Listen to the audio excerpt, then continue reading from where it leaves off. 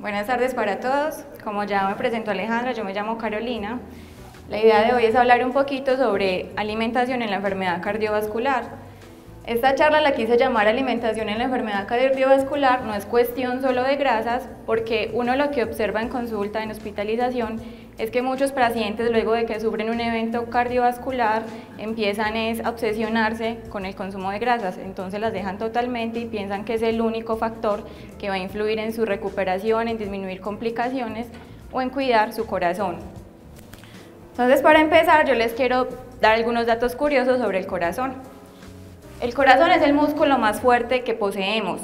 Se encarga de bombear sangre oxigenada que viaja por todo el cuerpo. Late aproximadamente unas 115.000 veces al día, esto es una media de 80 veces por minuto o unos 42 millones de veces al año. Bombeando a una velocidad de 1.6 metros, el corazón humano genera energía como para desplazar un vehículo durante 32 kilómetros. Los riñones son los que más llevan de esa sangre que el corazón bombea, un 22%.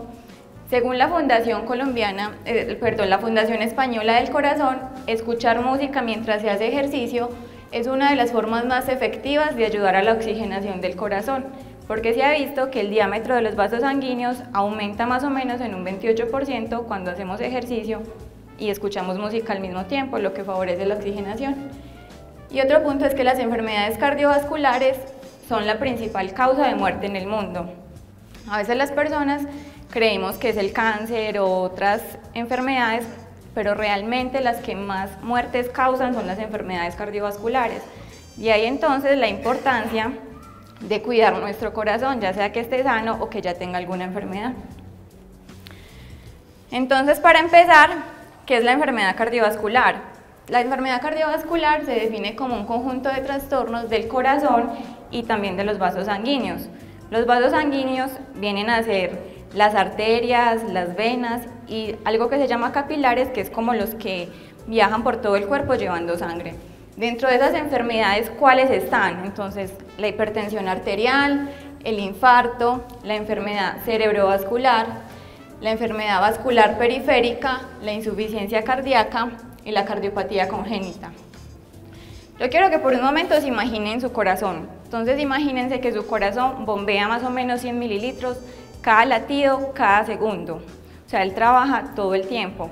Y él bombea contra una presión más o menos como la que tienen los neumáticos de una llanta. Entonces, imagínense todo el periodo de vida uno, desde que nace hasta que muere, él está trabajando. Imagínense uno inyectarle cada segundo 100 mililitros de aire a una bomba de neumático, es algo muy fuerte. El corazón es la única bomba que es capaz de hacer eso. Entonces, a medida que uno avanza en la edad, él se va cansando. Pero entonces, si nosotros cuidamos nuestro corazón como uno cuida los neumáticos, las llantas de un carro, es más probable que durante el tiempo permanezcan sanos o permanezcan bien. Entonces, yo les quiero hablar un poquito de cómo se ha visto que se genera la enfermedad cardiovascular. Espero no enredarlos mucho con esto. Si tienen alguna duda me pueden preguntar o si de pronto les parece que estoy hablando un poco enredado con términos muy raros. Entonces resulta que la mayoría de los casos de enfermedad cardiovascular se produce porque se obstruye una arteria, entonces no fluye bien la sangre por ahí. Y esa sangre oxigenada es la que va y alimenta también al corazón con ese oxígeno y a otros órganos. Entonces se va a disminuir ese aporte de sangre. Y la causa más frecuente de que eso pase es algo que creo que comúnmente se menciona y es la aterosclerosis. Entonces, si ustedes miran, acá se ve una arteria normal, ¿cierto? Donde fluye la sangre, normalmente, por decirlo así. Pero entonces resulta que a medida que nosotros empezamos, a consumir un exceso de grasas que no son buenas, también un montón de alimentos que de pronto pueden generar daño, acá se empieza a generar una inflamación o un daño. Resulta que esto acá por dentro está rodeado como por una capita que se llama endotelio. No quiero que se enreden, es solo como para que tengan claro cómo se llama. Y ese endotelio lo que hace es que separa como los tejidos, digamos en este caso los vasos sanguíneos, de la sangre. Pero entonces resulta que empezamos a comer alimentación que no es tan saludable y él se empieza a inflamar y se empieza a volver muy sensible a que pasen ciertas sustancias que son inflamatorias, que a veces están en la alimentación y pasan esa capita. Entonces, si ustedes ven acá, se empieza a formar por debajo una placa. y esa placa está formada por grasa, colesterol y otras sustancias. Entonces a la final ella empieza a presionar tratando de salir, hasta que hay momentos en que uno es que se obstruye, ustedes van viendo acá cómo se ve sana y acá cómo se ve cuando ya se va obstruyendo. Entonces dificulta a veces, digamos, el paso de la sangre. Entonces a veces es cuando la gente empieza, por ejemplo, a presentar dolor en el pecho, porque no está pasando bien ese flujo de sangre por esa misma placa. Y hay un momento en el que ella se puede revelar tanto, también por la misma presión que lleva la sangre, que entonces se rompe. Y al romperse, ese contenido que está en esa placa empieza a irse a la sangre y también se puede generar lo que se conoce como un trombo. Y eso también luego puede generar lo que son infartos, otras enfermedades cardiovasculares. Y se produce por lo general mucha inflamación. Entonces, si uno mira la enfermedad cardiovascular, uno también podría decir que es una enfermedad que inflama, es inflamatoria. Entonces, uno, ¿qué hace cuando está inflamado? Busca un antiinflamatorio. Entonces, lo mismo va a hacer con la alimentación. Lo ideal es tener una alimentación que sea antiinflamatoria, que disminuya esa inflamación que ya hemos ocasionado en ocasiones por nuestro estilo de vida. Y tener una alimentación saludable, incluso se han visto estudios que si en su familia hay genética, es que mi papá, no sé, falleció a los 30 años, los 50 por un infarto, es que mi genética es muy fuerte. Hay estudios que han mostrado que con tener un estilo de vida saludable se reduce a la mitad la posibilidad de que uno sufra una enfermedad cardiovascular, aún teniendo la genética. Entonces, existen varios factores que se pueden modificar y que pueden mejorar esa enfermedad, disminuir las complicaciones de esa enfermedad cardiovascular o cuidar nuestro corazón. ¿Por qué modificables? Porque igual hay unos que no son modificables, por ejemplo la edad, el sexo, la genética es un tanto modificable, pero igual estos son como los que más nosotros podemos actuar sobre ellos, tanto si tenemos una enfermedad cardiovascular como si nuestro corazón está sano. Entonces, uno de los factores más importantes y los que más se ha visto es el consumo de cigarrillo, porque él, por las sustancias que tiene, ¿se acuerdan del endotelio? Él hace, entre otras cosas, que él se vuelva más fácil de que le pasen otro tipo de sustancias, lo vuelve permeable. Además que tiene pues varias sustancias que son dañinas. Lo otro es el exceso de peso, que yo ahorita les hablo un poquito más de esto, y del perímetro abdominal. El estrés es otra de las causas, entonces la idea es mantenernos relajados, tranquilos, y una de las formas es haciendo actividad física. Y lo otro que influye son los hábitos alimentarios que tengamos. Entonces, para empezar, yo les quería mostrar rápidamente cómo estamos en exceso de peso. Ustedes ya vieron que es un factor de riesgo, ¿cierto? Y si ustedes miran, en el año 2016, y probablemente ha venido en aumento en los últimos años, más de 1.900 millones de adultos de 18 o más tenían sobrepeso, y de esos 650 millones eran obesos. Entonces la obesidad es algo que ha venido en aumento, y una forma de cuidar nuestro corazón es teniendo un adecuado peso. Y en Colombia, en el año 2015, en una encuesta que hacemos los nutricionistas, se evidenció que más del 50% de la población de 18 a 64 años de edad tenía exceso de peso, y eso viene en aumento en los últimos años. Pero entonces resulta que no solo es el peso, sino que, por ejemplo, yo tengo un peso adecuado, pero como les decía ahorita, el perímetro abdominal también influye. No es suficiente con tener un peso adecuado si nuestro abdomen es muy prominente, porque esa grasa que tenemos a nivel abdominal puede liberarse ciertas sustancias que también afectan nuestro corazón y también pueden afectar otros órganos que están muy en el área abdominal, porque los están presionando y, digamos, los estresan, no los dejan trabajar adecuadamente. Entonces yo les voy a empezar a hablar de la alimentación ahora sí. Entonces, para empezar,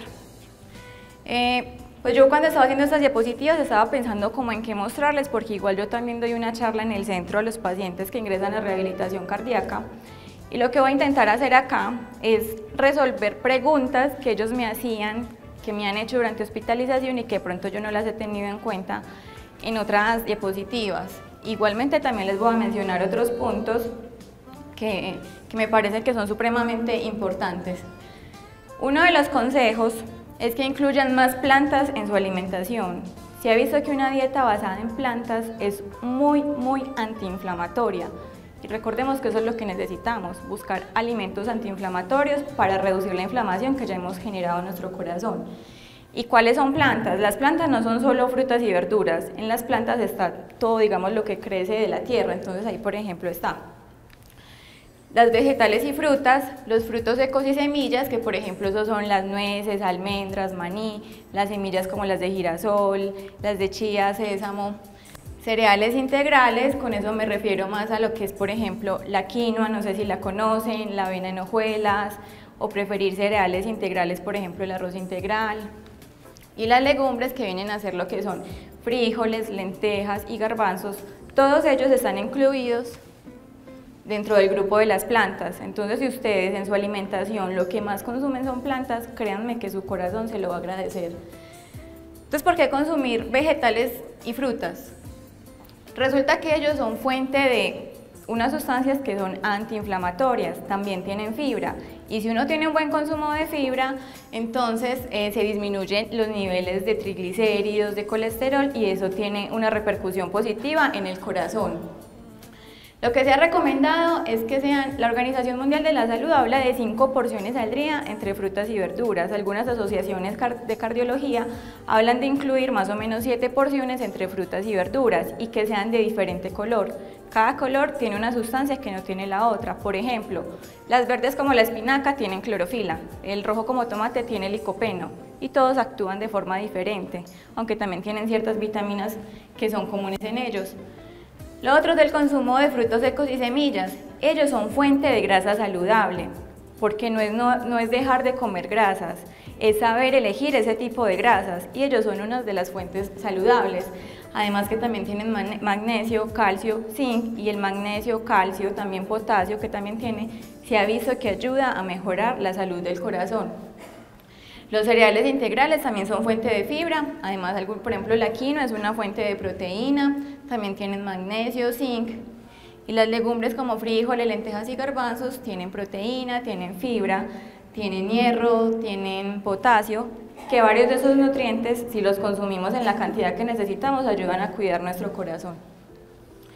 Una de las preguntas que hacen muchos los pacientes es que si pueden tomar café después de sufrir un evento cardiovascular, un infarto, o digamos si tienen falla cardíaca, que si pueden tomar café, porque en nuestra región es muy característico que a la gente le guste el café.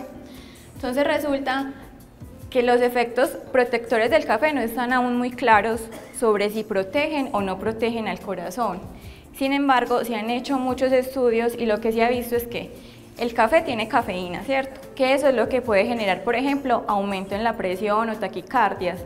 Pero entonces, él aparte de la cafeína tiene otros compuestos que son buenos para la salud. Y lo que se ha visto es que en una persona que tenga una enfermedad cardiovascular, si consume de 2 a 4 tazas al día de café, me refiero a tazas a las pequeñitas, se ha visto que no hay problema. Después de ese número ya queda la duda. Entonces sí pueden consumir café, solo que es con moderación. Y también es tener en cuenta la población, porque por ejemplo, las personas que tienen una hipertensión que es de muy difícil manejo, que siempre la mantienen por las nubes, ellas se deben cuidar más del consumo de café.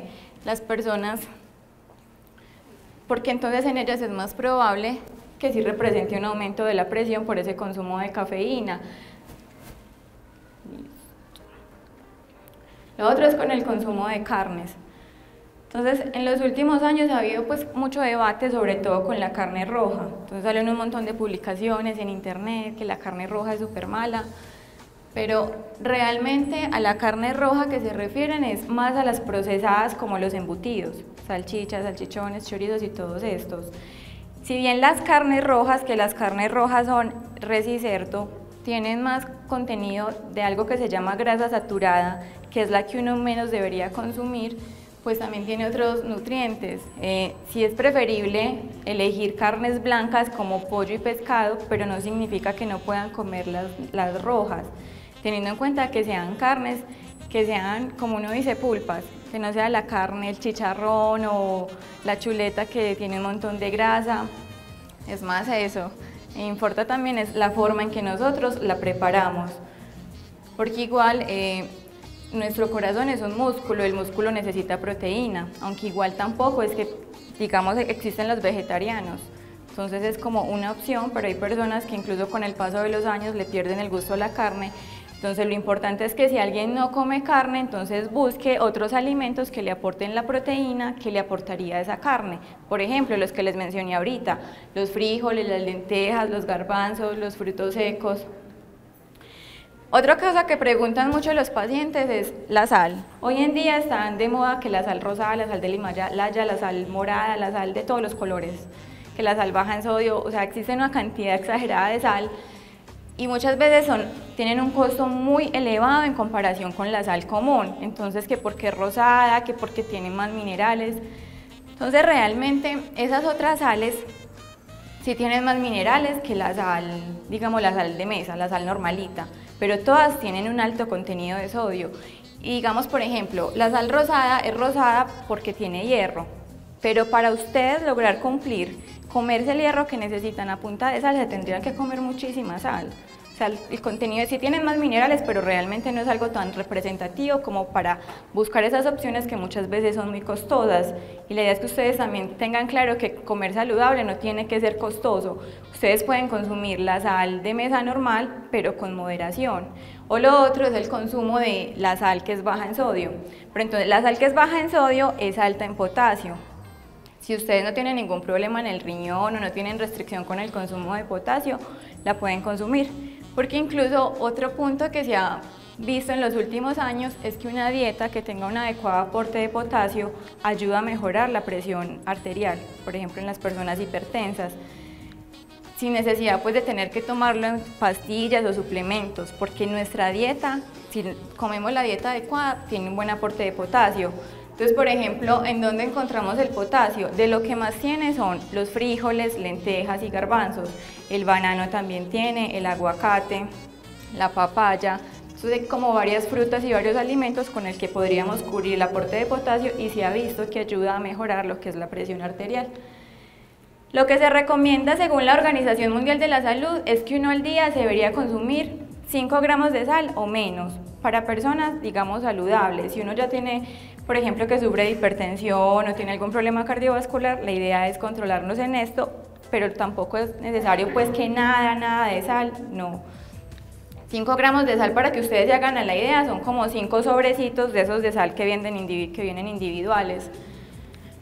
Y lo otro es que la sal realmente nos dicen que le bajemos porque ella tiene mucho sodio y el sodio es el que realmente empieza, digamos, a afectar. Pero entonces ustedes muy juiciosos le bajan a la sal o compran la sal que es bajita en sodio y alta en potasio, pero en la casa utilizan puros cubitos de esos para sazonar, Maggi o todos esos, utilizan de esas sopas instantáneas porque es que no hay tiempo para hacer nada más, o utilizan muchos enlatados o muchas salchichas, salchichones, y eso es fuente de sodio. O sea, no hicimos mucho, le bajamos a la sal, pero con eso otro le subimos o hasta le duplicamos y triplicamos el contenido de sodio. Entonces la idea es que no es solo la sal, sino también fijarnos en alimentos que tengan sodio. Y el potasio se ha visto que es beneficioso. Recuerden que si no tienen problemas renales o restricción de potasio, es bueno que lo incluyan mucho en su alimentación. Lo otro es con el consumo de azúcar. Como les decía al principio, el nombre de la charla es que esto no es cuestión solo de grasa, porque es que resulta que el azúcar, pero el añadido, porque igual las frutas tienen azúcar natural, me refiero más al que uno le agrega a las bebidas o el que viene añadido en gaseosas, en jugos de caja. Se ha visto que un exceso de ella puede generar inflamación, y se acuerdan que el endotelio también sufre una inflamación, y si nosotros le metemos más productos que inflamen, pues estamos aumentando la posibilidad de que se siga inflamando. Incluso se ha visto que personas que ya tienen una enfermedad cardiovascular y mejoran sus hábitos, esa inflamación empieza a disminuir, esa placa que yo les mostraba al principio. Entonces, digamos, no solo los diabéticos deberían controlarse con esto, no es que no puedan comer nada de azúcar, a no ser que sean diabéticos, pero sí es que también la controlen, no es solo la grasa, es también otros alimentos. Y lo que se recomienda es que el consumo de azúcares libres, que son esos que yo les menciono, sea menor al 5% de lo que uno se come en el día. Entonces, digamos, no sé, que uno en el día se come lo que uno a veces menciona, 2000 calorías, que es como el término que nosotros usamos, las calorías, que solo 5% de esas deberían ser de azúcares añadidos. Bueno, otro punto que preguntan mucho los pacientes es con la restricción de líquidos. Varios de los pacientes que sufren problemas cardiovasculares empiezan a tener edemas. que es también muy común en la falla cardíaca. Muchos llegan descompensados, hinchados los pies, el abdomen o incluso alrededor de los ojos. Y luego cuando salen, uno les dice que restrinjan los líquidos, pero hay ocasiones en que son muy estrictos y no consumen ya nada de líquidos, entonces vuelven ya deshidratados y con otros problemas. No se trata de que no los puedan consumir, es que se recomienda que más o menos 800 mililitros al día sea lo mínimo para los que tienen que tener una restricción, digamos, muy exagerada.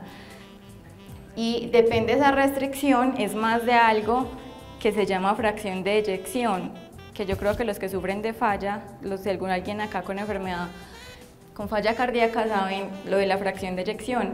Eso habla de que el corazón tiene como varias cavidades, una de ellas es el ventrículo izquierdo y él es el que al final bombea la sangre oxigenada a todo el cuerpo.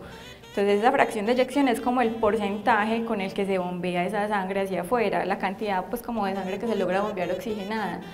Y entre más reducido esté eso, uno se tiene que controlar más con los líquidos. Pero no es que no puedan tomar nada de líquidos. Y los líquidos no solo son el agua, también están los jugos, las paletas, las sopas que tienen mucho contenido de agua, hay ciertas frutas que tienen mucha agua como la sandía, la piña. Entonces, o a veces también los pacientes no saben cómo saber qué es, por ejemplo, el cardiólogo les dice que se tomen 1 litro al día y ellos no saben cómo manejar eso, o sea, ¿cómo hago para saber que me estoy tomando 1 litro? Entonces, una forma práctica es que, por ejemplo, ustedes cogen una botella, digamos que les mandaron que tomaran 1 litro, digamos que esta mide 1 litro, y la llenan con agua, entonces ya tienen 1 litro de agua en esa botella, y resulta que por la mañana se tomaron un vaso de agua con las pastillas, entonces sacan el agua pues de otra parte, se la toman, y luego en ese vaso echan la misma cantidad de agua que pusieron, echan de esta agua y esa agua no se la reutilizan después o la botan y saben que cuando se acabe el agua que tiene la botella es porque ya se tomaron el litro. Listo. En tinto. Por otra forma, por ejemplo, cuando se tiene que ser muy estricto, por ejemplo con las sopas, es colarlas, ponen el sólido pues de la sopa, la papa, la yuca en el plato y lo que colaron, la cantidad de líquido también lo miden de esa forma, se lo echan luego y van vaciando también la botella de litro o la de 800 mililitros o la del 1,5 litros, es una forma como estar más seguros de que se están tomando la cantidad de líquido que necesitan. Bueno, y para finalizar, sí, la grasa, entonces sí, la grasa. Como les dije, no solo es la grasa, son varios alimentos los que hay que cuidar, unos aumentar, otros controlar. Sí se ha visto que una ingesta elevada de grasa tiene un efecto negativo sobre la enfermedad cardiovascular, sin embargo la clave es en saber elegir esa grasa, porque hay una grasa que es saludable y otra que no tanto. Entonces no sé si ustedes han escuchado estos términos de grasa saturada, grasa trans, que esas son las que no son buenas para nuestro corazón y las que hay que limitar mucho.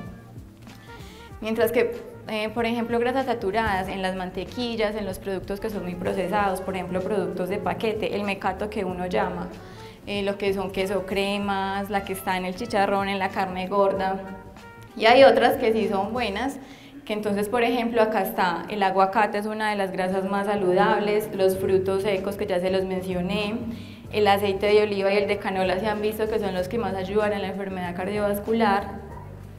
Los peces que son grasosos como el salmón, la sardina, el atún, la caballa, también tienen esa grasa saludable y un punto importante es con el huevo, porque muchas personas tienen la idea de que no pueden comer huevo, que porque eso les sube el colesterol y resulta que el huevo sí tiene colesterol, porque todo lo de origen animal tiene colesterol, pero por ejemplo el pescado cuando uno sufre del corazón le recomiendan que se lo coma. Él es de origen animal, o sea que él también tiene algo de colesterol. Entonces resulta que, como les dije, el huevo sí tiene colesterol y mucho, pero también tiene otras sustancias que hacen que nosotros no absorbamos bien ese colesterol, ni la mitad del colesterol absorbemos. Y sin embargo es una muy buena fuente de proteína y de otras sustancias. Ustedes con tranquilidad pueden comer huevo todos los días aún sufriendo de enfermedad cardiovascular.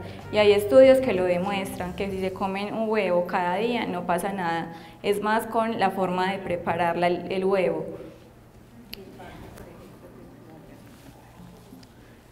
Sino que igual con los pescados, digamos, hay más libertad de su consumo. Otra cosa que preguntan es si se puede comer la piel del pescado. realmente el valor más nutritivo digamos, en la carne y no en la piel. Y a veces se recomienda, si se la quieren comer no hay problema, pero es más retirarla porque se ha visto que en la piel es donde más se depositan todas esas sustancias que hoy en día se ven a veces en los peces, que son el mercurio o otros minerales que no son tan buenos para la salud, y se ha visto que en la piel es donde más puedan estar. Y lo otro es con ese tema de que es que los pescados hoy en día vienen muy contaminados de mercurio y un montón de cosas. Lo que se ha visto es que para uno, digamos, entre comillas, asegurarse de que no se va a consumir un montón, o por lo menos eso, es que si alguien de acá conoce pescadores o son pescadores, se recomienda que no pesquen los peces más grandes porque ellos son los que han estado más expuestos a ese tipo de metales, y tampoco los más chiquiticos porque entonces empezaríamos a acabar con la especie, sino como un peso intermedio, y que el consumo sea más o menos de 80 gramos, 100, porque digamos ahí hay como un área más pequeña en comparación a si uno se comiera, no sé, un pescado de muchos más gramos, que de pronto ahí podría encontrarse más cantidad de esos metales.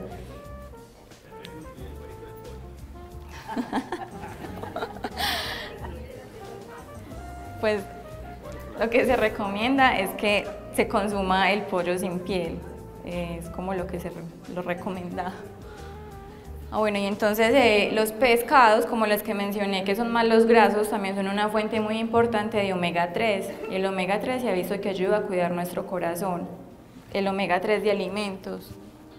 O sea, varios alimentos lo tienen, los peces como los que ya les mencioné, que deben ser peces grasos, los que son de estanque no son una fuente importante de omega 3, y también el omega 3 lo encontramos en semillas de girasol, él también está en semillas, pero digamos es más disponible el que está en los peces. Pues no hay como mucha evidencia de que consumir suplementos de cualquier tipo tenga un efecto, digamos, positivo sobre la salud cardiovascular. Sin embargo, pues con el omega 3 es algo que se ha venido recomendando mucho por diferentes especialistas.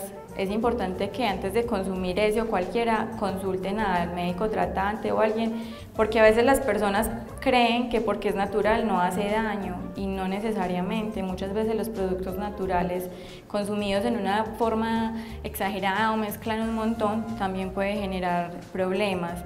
En el caso de que lo lleguen a consumir el omega 3 por su cuenta, lo que se ha visto es que lo ideal sea el que dice solo omega 3, porque el que dice omega 3, 6 y 9 no es tan saludable para el corazón. ¿Por qué?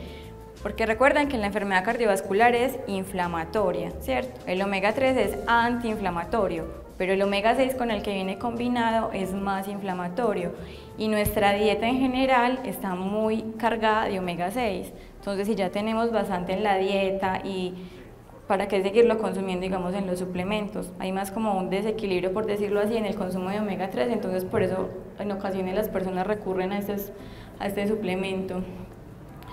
Por último, les quería enseñar rápidamente a leer una etiqueta nutricional. Me parece que es algo importante. Hoy en día estamos invadidos por un montón de productos y muchas veces no sabemos ni qué es lo que nos están vendiendo. Entonces a veces uno lee la letra grande y se basa en eso. Por ejemplo, no sé si han leído que los aceites por lo general dicen 0% colesterol o algo así, ¿cierto? Pero eso es algo que es obvio para la industria, pero pues uno no tiene el conocimiento porque el colesterol solo está en el animal y el aceite es vegetal. Obvio, eso no debería tener colesterol, pero entonces las personas nos quedamos solo con eso y decimos, oh wow, no tiene colesterol. Entonces, y a veces no leemos la letra chiquita. Entonces, uno de los puntos importantes para elegir un alimento, digamos los que vienen en paquetes así, es entre menos ingredientes tengan, mejor.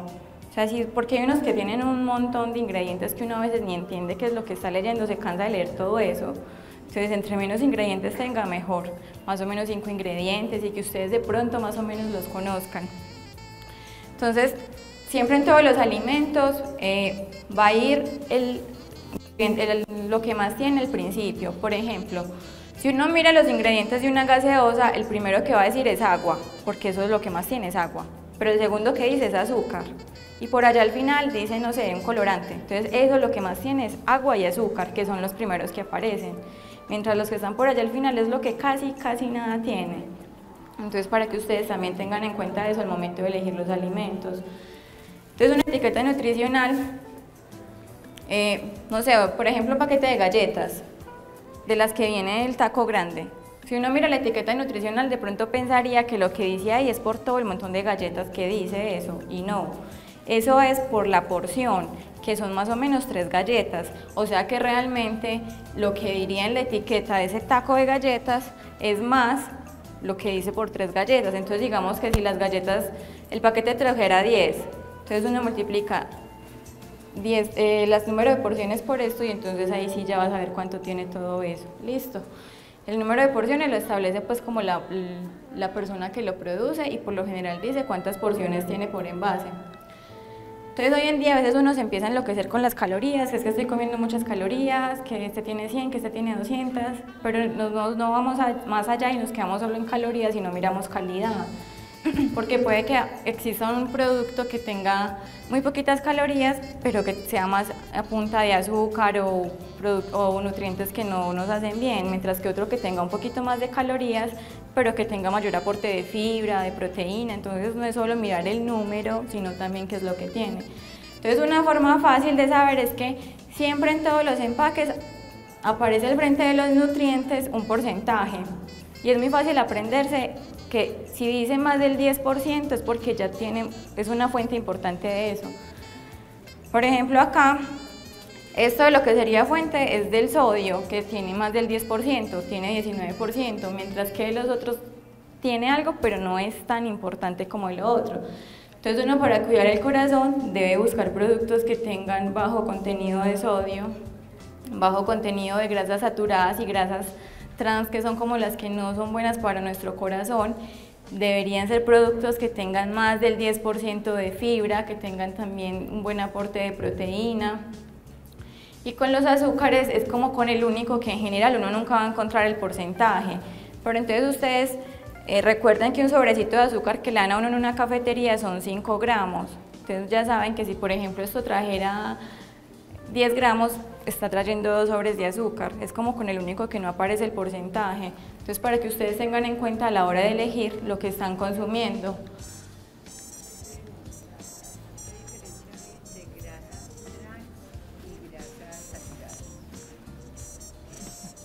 Ella me pregunta que cuál es la diferencia entre las grasas saturadas y las grasas trans. Las grasas trans son unas grasas que se generan por la industria. Por ejemplo, la margarina. Ustedes entienden la diferencia entre mantequilla y margarina. La mantequilla es de origen animal, mientras que la margarina es de origen vegetal. Entonces, por ejemplo, uno va y compra una margarina y la margarina está en un estado sólido, pero ella naturalmente era líquida y ese proceso para llevarla a que se convirtiera en algo sólido le generó grasas trans. Entonces las grasas trans son más las que son generadas a nivel industrial y se ha visto que son más perjudiciales que las grasas saturadas. Las grasas saturadas también son grasas que no ayudan mucho con la salud cardiovascular, que uno debe controlarlas. Igual hay pues como cierto límite de que uno pudiera consumir, pero es muy bajo. Y está, por ejemplo, las carnes rojas, las carnes en general tienen grasa saturada, más las rojas. Entonces también es como, por ejemplo, la mantequilla, que es de origen animal, tiene grasa saturada como en su estado natural, en su estructura tiene grasa saturada ya de por sí.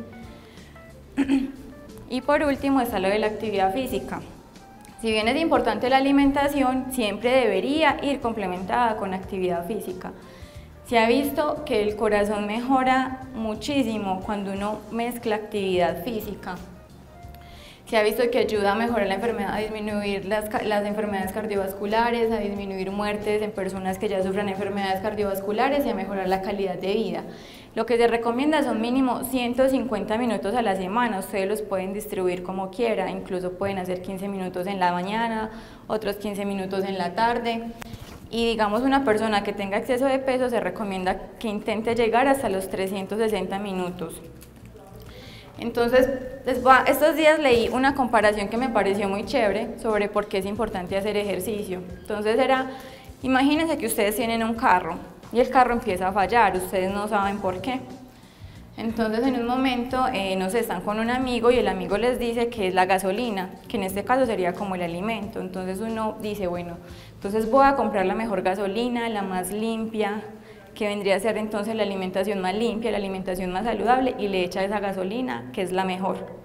Pero resulta que el carro sigue fallando, entonces lo llevan al mecánico y el mecánico los felicita porque le echaron la mejor gasolina, pero resulta que lo que tenía era un problema en el neumático, o sea que no todo es solo cuestión de gasolina. Si ustedes comen lo mejor, pero no se mueven y no hacen actividad física, no va a tener los mismos beneficios así lo mezclaran. Es una comparación que me pareció chévere, lo leí esto hace poco de un nutricionista que hizo esa comparación, entonces para que ustedes miren la importancia de mezclar ejercicio y alimentación. Y recuerden que el estrés es otro factor que ayuda a darnos enfermedad cardiovascular, así que recuerden que sonreír y ser feliz es un factor protector. Muchas gracias.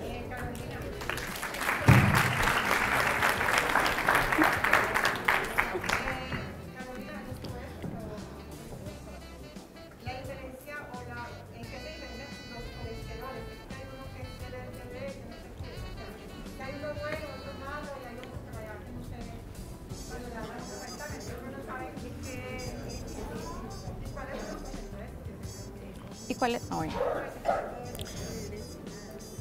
Los colesteroles, pues existe cuando uno se hace un examen de sangre, por lo general sale el colesterol total, ¿cierto?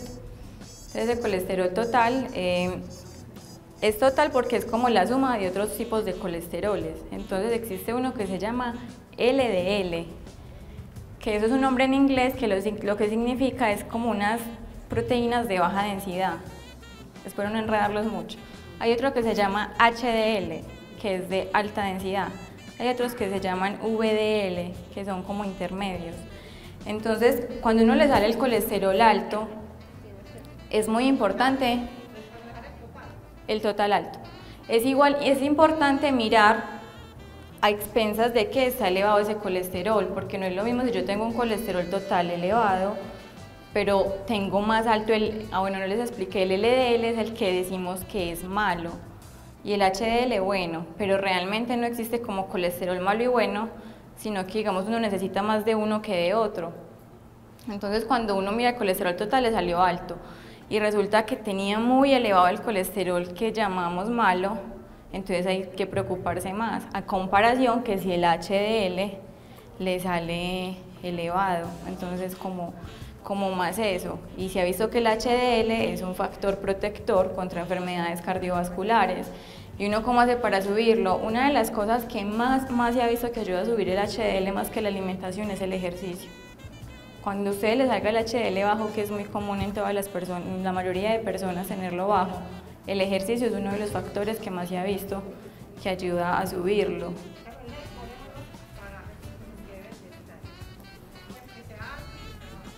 Listo. El HDL varía según si uno es hombre o mujer, pero más o menos está entre 40 a 60 más o menos. El VDL, la verdad no recuerdo el valor, el LDL debería estar menor de menos de 150 y el colesterol total más o menos en 200, es lo que se ha visto. Más o menos 40, 60. No, el LDL es 150, menor de 150.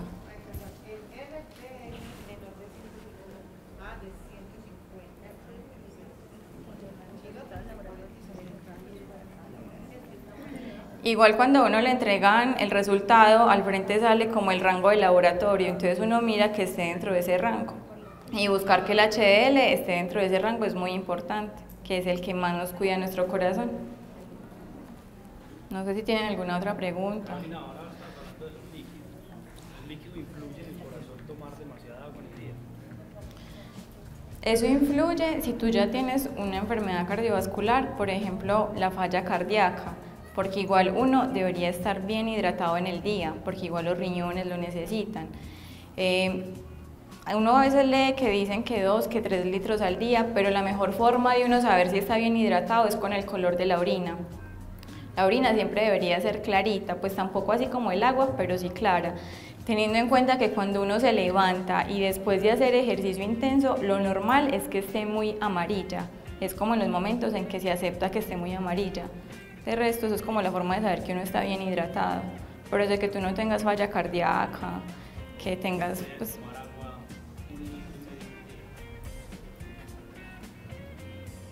dime.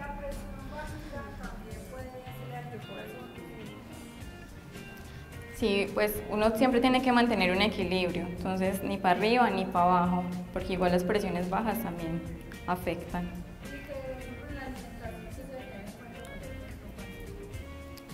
Lo contrario a lo que hace, por ejemplo, lo que contrario que aumenta la presión, la sal, por ejemplo. Las personas que tienen hipotensión se recomienda que consuman sodio, porque realmente no es sal, sino sodio. Entonces, incluir alimentos que tengan un buen aporte de sodio. Dentro de ellos está la sal.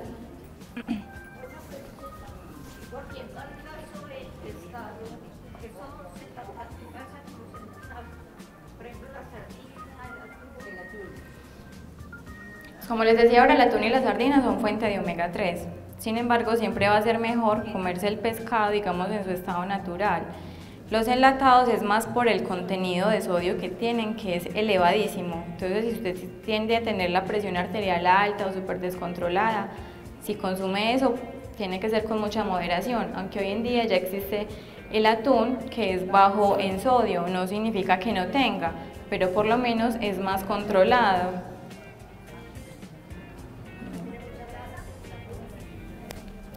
Todos los peces en general, los que yo les mencioné ahorita que son fuente de omega 3, son peces grasos, pero recuerden que existen grasas que son buenas para el corazón y otras no tanto. Entonces esos peces grasos realmente representan beneficios y por ejemplo tienen el omega, que el omega es un ácido graso, es grasita, pero es buena para el corazón. ¿Qué incidencia tiene, digamos, para la enfermedad cardiovascular el hígado graso? ¿Cómo se elimina el hígado graso? ¿Qué incidencia tiene? Listo. ¿No se trata pues del hígado graso? Bueno, entonces el hígado graso es algo que se ha venido viendo muy común en la población. El hígado graso es como decir, así como uno por fuera se ve, digamos, a veces las personas tienen exceso de peso, así es el hígado, se ve grasoso. Eso tiene mucha repercusión y se ha visto más que se ven personas, digamos, con exceso de peso. Y recuerden que el exceso de peso es un factor que aumenta el riesgo de sufrir enfermedades cardiovasculares o de potenciar las que ya lo sufren si uno no obtiene un peso saludable. Entonces, el hígado graso, para uno, digamos, manejarlo, mejorarlo, una de las cosas que se recomienda es tener un elevado consumo de fibra, de alimentos fuentes de fibra, que la fibra también ayuda mucho en la enfermedad cardiovascular, que la fibra está en frutas, en verduras, en legumbres, disminuir mucho el consumo de grasas, de fritos y cuidarlo mucho, o sea, es una alimentación saludable, básicamente es muy similar a lo que yo les dije, porque en general lo que yo les mencioné es una alimentación que se debería aplicar, digamos, en la población en general, y si usted no cuida el hígado graso es fácil de que luego pase a una cirrosis, porque la cirrosis no solo se genera por personas que tienen un elevado consumo de alcohol, entonces es más como cuidar ese hígado que ya está graso.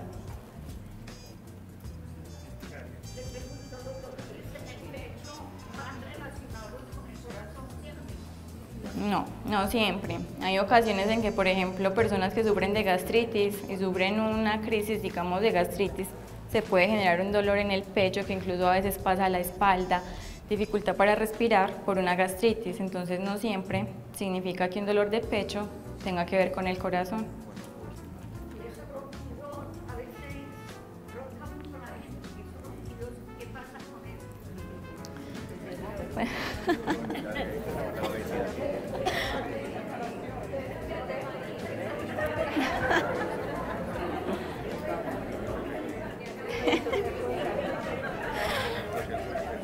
¿Qué? Sí, sino que igual eso también puede influir el exceso de peso, o no sé si han escuchado algo que se llama apnea del sueño, que es como que la persona se le olvida respirar, entonces empieza como a roncar en un momento en el que es como si un ronquido súper fuerte y sí, es como que dejan de respirar, y muchas veces esa misma exceso de peso genera presión y puede también influir en los ronquidos, pues aunque no siempre. También a veces es como personas que roncan para un lado sí, para el otro lado se voltean y no roncan. Es como, mira.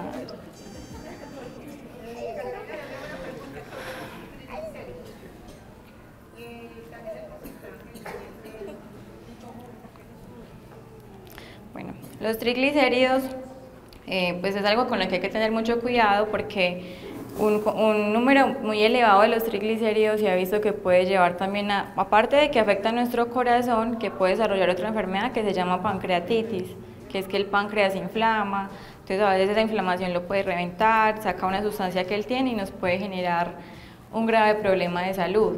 Lo normal de los triglicéridos, eso varía como del laboratorio, algunos 150, otros 200. ¿Y por qué se generan? Eso es otro tipo de grasa, pero entonces se ha visto que, por ejemplo, una persona que tenga los triglicéridos muy altos debe disminuir mucho el consumo de azúcar, especialmente un tipo de azúcar que se llama fructosa, que muchas veces se encuentra prácticamente siempre en esas bebidas comerciales que nos venden. También controlar mucho el consumo de algo que se llama harinas refinadas. Las harinas refinadas son la parva, porque digamos están dentro del grupo que se llama carbohidratos, pero hay unos que son refinados, que han sufrido un montón de procesos o se les han echado un montón de cosas y se convierten en harinas refinadas. También se han visto que ayudan a aumentar los triglicéridos. El bajo consumo de frutas y verduras, el estar sedentarios, el no moverse, todo eso influye en que suban los triglicéridos. De nada.